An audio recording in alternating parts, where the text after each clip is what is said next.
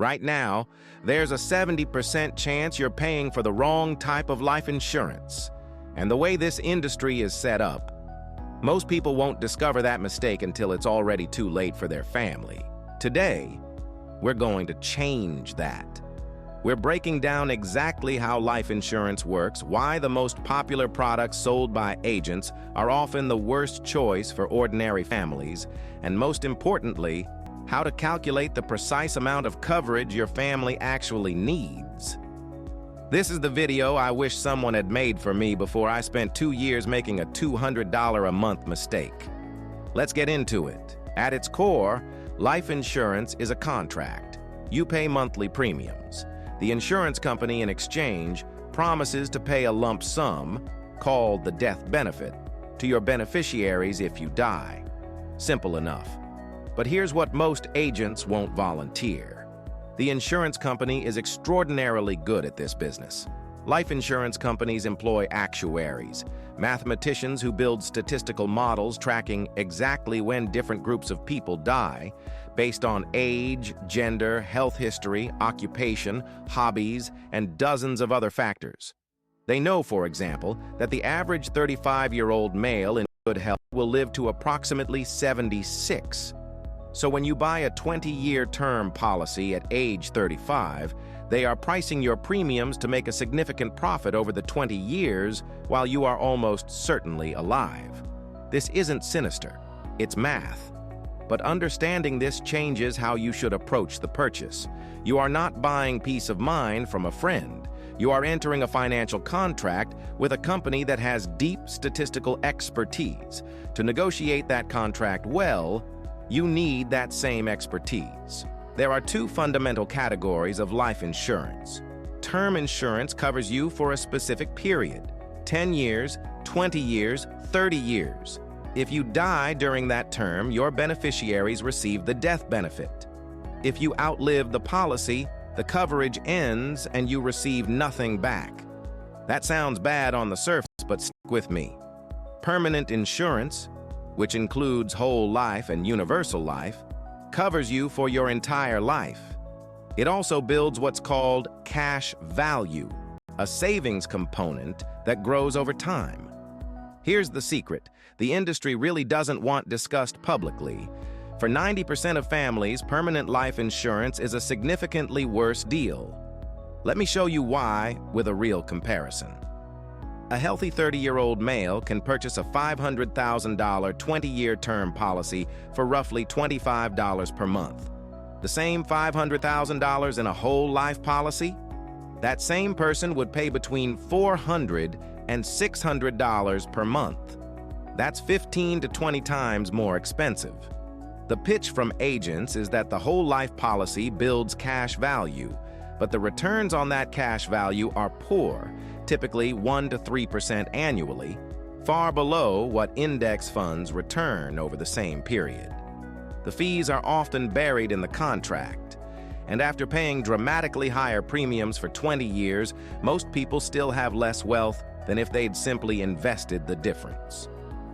The legendary investor Dave Ramsey has said for decades, "Buy term and invest the difference."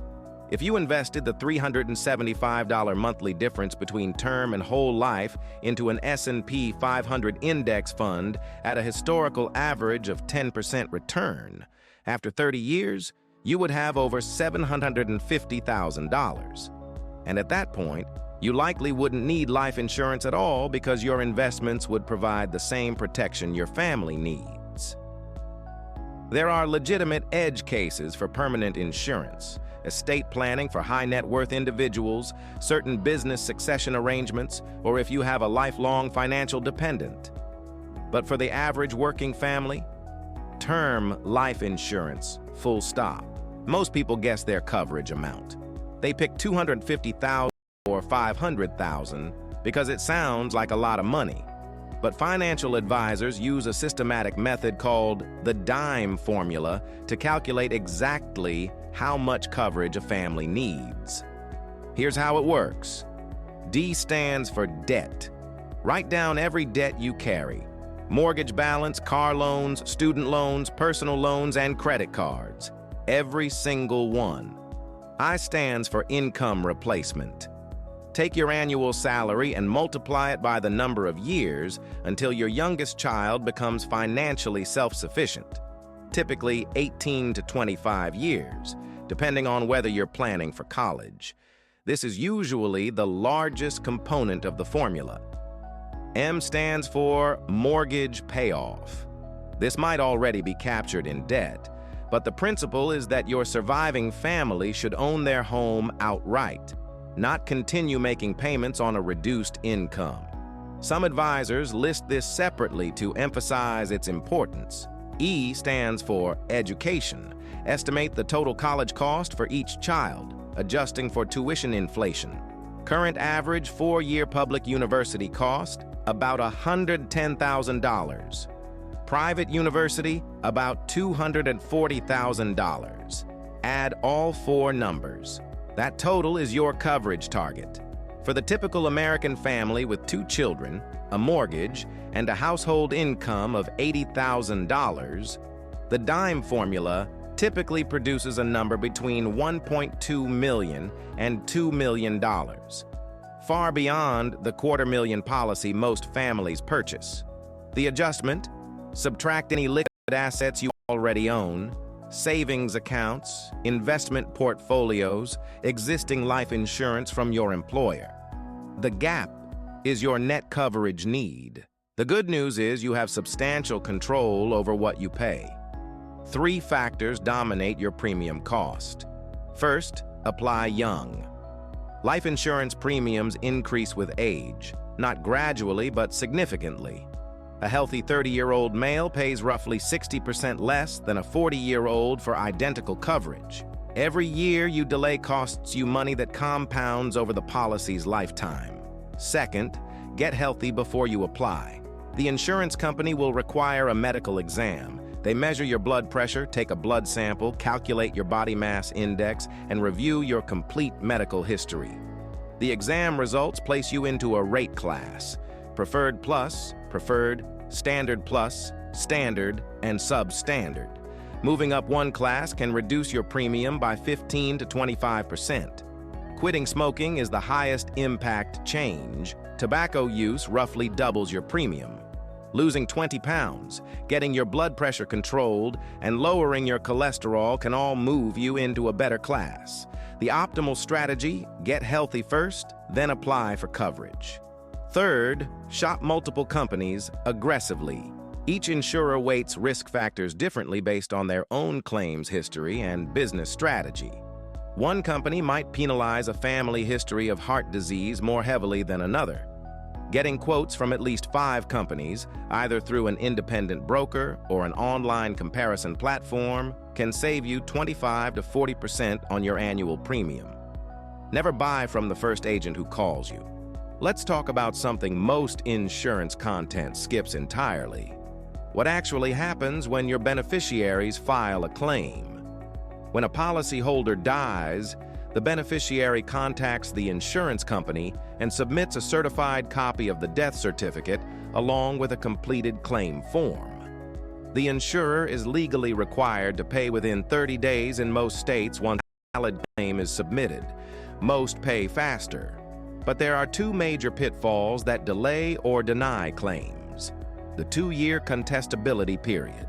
Every life insurance policy includes a clause that allows the insurer to investigate your application for misrepresentation if you die within the first 2 years of the policy. If you stated you were a non-smoker when you smoked or failed to disclose a pre-existing condition, they can deny the claim. The lesson: be completely truthful on your application. Second, beneficiary designation errors. Your policy pays whoever is named as beneficiary, regardless of your will, your divorce decree, or what you intended. Update your beneficiaries immediately after marriage, divorce, the birth of a child, or the death of a named beneficiary. Store your policy documents somewhere your family can locate them: a fireproof home safe, a secure digital vault, or with your attorney. Tell at least one family member where those documents live. These administrative details feel trivial, but they determine whether your family receives the financial protection you intended or spends months fighting a bureaucratic nightmare while grieving. Life insurance isn't exciting. Nobody wants to sit and think carefully about mortality, but the 30 minutes you spend getting this right today could be the most financially important thing you do this year for the people who depend on you. If this breakdown was useful, hit subscribe. Every week we unpack a different financial topic with this same level of detail and zero agenda. Leave a comment below. Do you currently have life insurance, and after watching this, do you think your coverage amount is right? I read every comment. I'll see you in the next one.